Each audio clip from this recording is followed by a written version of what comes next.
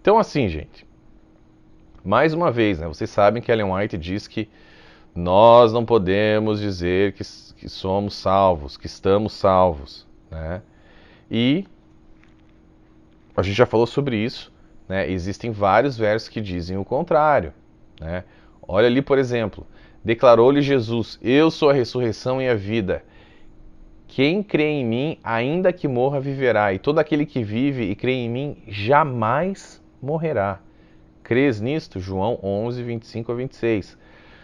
Asseguro-lhes que aquele que crê tem a vida eterna. João 6, 47, né? Então nós temos a vida eterna agora. Isso é muito importante para que o adventista saiba. Por quê? Para que ele tenha uma paz no interior dele. Para que ele não fique pensando, ai meu Deus, eu tô. E agora? Não sei se eu tô. Não é para nunca saber se eu tô salvo. E agora? Será que eu tô salvo? Quando eu já vi uma pessoa falar, um pastor, uma vez ele deu um testemunho dizendo que ele foi. Ele estava no hospital junto com o adventista e o adventista estava para morrer, estava no leito da morte ali. E aí esse adventista, todo o período que ele passou ali antes de falecer, ele passou extremamente preocupado, estressado, angustiado, ansioso, porque ele não sabia o que ia acontecer com ele. Ele não sabia que ele estava salvo. Vocês entendem isso, gente? Talvez vocês que são jovens agora, que estão com toda a energia, talvez vocês não pensem nisso. Mas o cara que está ali, tá, né, velhinho já, ou doente, ele quer saber se ele está salvo. Isso faz toda a diferença para essa pessoa. Né? E a igreja adventista, infelizmente, está roubando isso, essa verdade muito importante dessas pessoas. Tá? Olha lá, 1 João 5,13. Escrevi-lhes estas coisas a vocês que creem no nome do Filho de Deus, para que vocês saibam que têm a vida eterna. Ele já tem a vida eterna. João não iria escrever isso aqui à toa. De onde que ele teria tirado tanta confiança, né, para declarar com tamanha convicção ali que nós já possuímos a vida eterna? Tá? A Bíblia é muito clara, bastante coerente, não deixa dúvidas a respeito do que irá acontecer conosco após a nossa morte.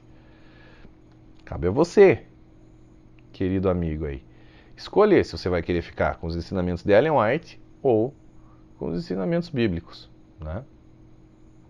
Então você já possui a vida eterna agora. E quem crê nele, estiver salvo, nunca morrerá. O corpo, realmente, o corpo vai embora, né? Mas o espírito permanece vivo, tá? Então assim, eu vou falar o seguinte, ó. De fato, mesmo depois de muitos anos ali, muitos anos não, né? 2 anos e meio, 3 anos fora da igreja, ainda eu sinto um pouquinho do dedo acusador de Ellen White me apontando ali, e falando, você está ensinando aí coisas sobre a imortalidade da alma. Isso é coisa do diabo. Essas feridas permanecem, demora para curar, tá? Demoram para curar. Mas eu fiquei pensando, mas por que esse assunto é tão complicado as pessoas entenderem? E por que até hoje eu sinto um peso, né? Um peso acusador de Ellen White, às vezes, em cima de mim? Bom, primeiro que tem algo demoníaco por trás disso, mas olha só as coisas que ela escreveu. Quando eu fui fazer a pesquisa para escrever esse livro, para escrever essa parte aqui, aí que veio a memória. Eu falei, putz, realmente essa mulher, ela pegou bem pesado, ela pega bem pesado com as pessoas que são dessa igreja. Olha o que ela disse aqui, ó, a respeito da imortalidade da alma, né, da doutrina correta da imortalidade da alma que os evangélicos pregam e que de fato é real. Olha o que ela escreveu. Você está dando fortes golpes contra a tradição e os erros que estão no fundamento de uma heresia que destruirá as almas daqueles que a recebem. Uma porta larga para a destruição está aberta a todos aqueles que acreditam na imortalidade da alma. Olha a tática do medo aqui que ela coloca nas pessoas, para que elas não creiam nisso. Olha só. É incrível que Satanás tenha conseguido tão bem fazer os homens acreditarem que as palavras de Deus, a alma que pecar morrerá, significa que a alma que pecar não morrerá, mas viverá eternamente na miséria. A vida é vida, seja na dor ou na felicidade. A morte é sem dor, sem alegria, sem ódio. Então, o que ela mexeu aqui com o psicológico dos seguidores de uma maneira tão forte que ela atribui a Satanás, né, qualquer ensinamento que seja dado a respeito da imortalidade da alma. É de forma que aceitos trabalham, né? Coloca ali a pessoa numa bolha e, para ela sair é complicado, tá? Então ela coloca ali, ainda, não só isso, ela coloca como traidor do governo de Deus aqueles que creem na doutrina da imortalidade da alma. Além disso, ela utiliza ali o termo a alma que pecar morrerá completamente fora do contexto. Gente do céu. No próximo capítulo vocês vão ver, eu vou analisar todos os versos que são utilizados pela Igreja Adventista para defender a doutrina do sono da alma, da mortalidade da alma. E esse termo é um deles que a gente vai dissecar, tá? Mas é assim, é um absurdo. É só ler o capítulo inteiro que a gente, né, entende muito bem. Mas enfim, é quase que um encantamento que está em cima da pessoa que ela não consegue enxergar. Então o que ela faz? Ela utiliza ali a estratégia do medo, né, para dividir ainda mais o corpo de Cristo, e ela coloca também, como eu já falei, ela mistura as pessoas que acreditam que nós somos feitos de corpo, alma e espírito, que é correto, na imortalidade da alma, que é correto, ela mistura isso com o espiritismo. Ela fala, não, isso aí é espiritismo. Gente, presta atenção. Eu namorei uma menina por 5 anos que era espírita, tá? Eu conheço eu não vou dizer que conheço tudo, mas conheço muita coisa do espiritismo. Tá? Eu já li o livro dos espíritos, né, de Allan Kardec. Eu li na época que eu estava com essa menina.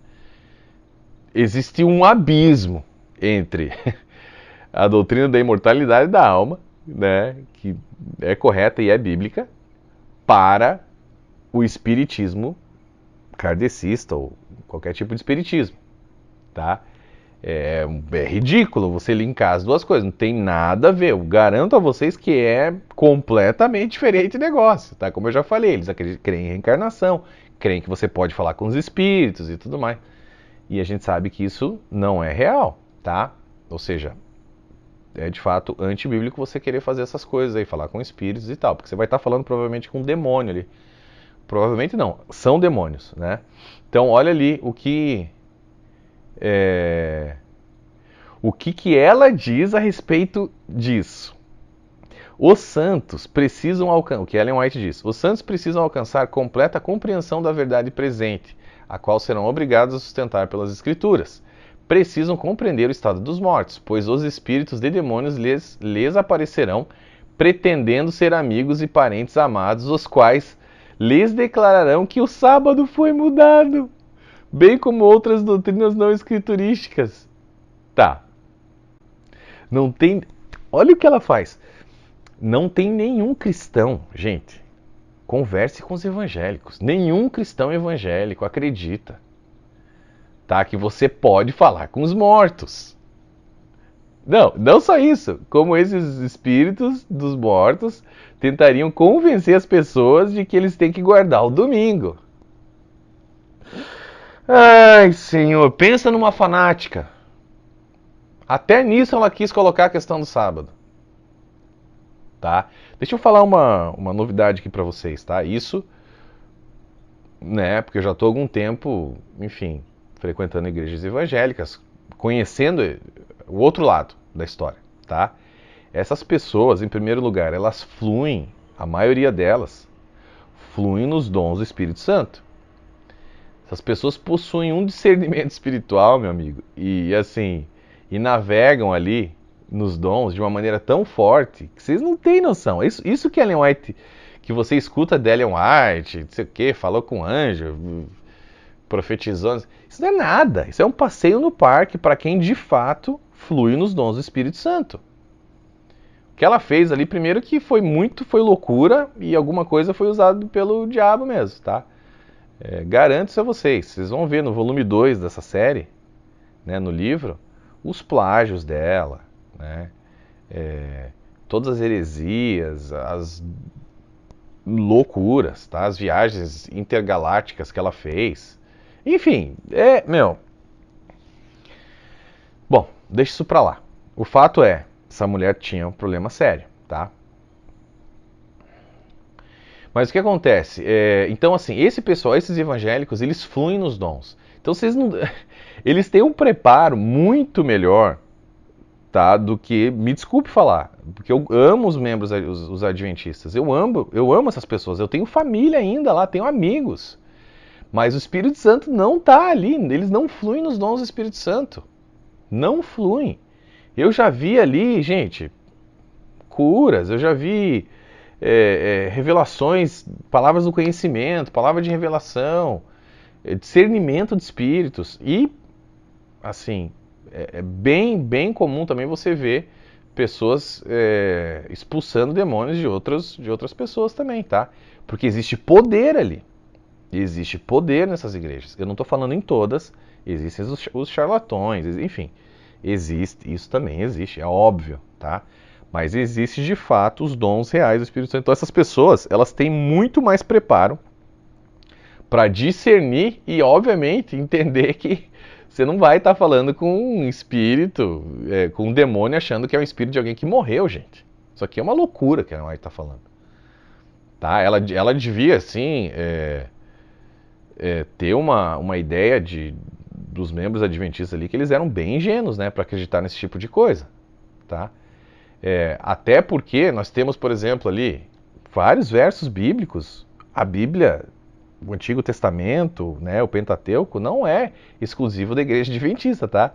Então as pessoas têm acesso, os evangélicos têm acesso à Bíblia, tá? E aliás, né, a gente está vendo aqui que eles sabem muito mais do que os adventistas. Essa é a realidade, infelizmente.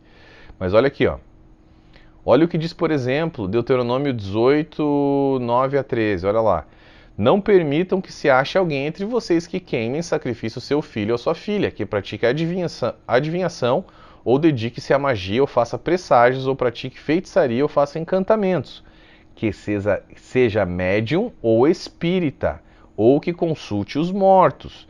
O Senhor tem repugnância por quem pratica essas coisas, e é por causa dessas abominações que o Senhor, o seu Deus, vai expulsar aquelas nações da presença de vocês. Permaneçam inculpáveis perante o Senhor, o seu Deus. Levíticos 19:31. Não recorram aos médios, nem busquem os espíritas, pois vocês serão contaminados por eles. Eu sou o Senhor, o Deus de vocês. E 1 Crônicas 10, 13 a 14. Saul morreu porque foi infiel ao Senhor, não guardou a palavra do Senhor e chegou a consultar uma médium em busca de orientação em vez de consultar o Senhor.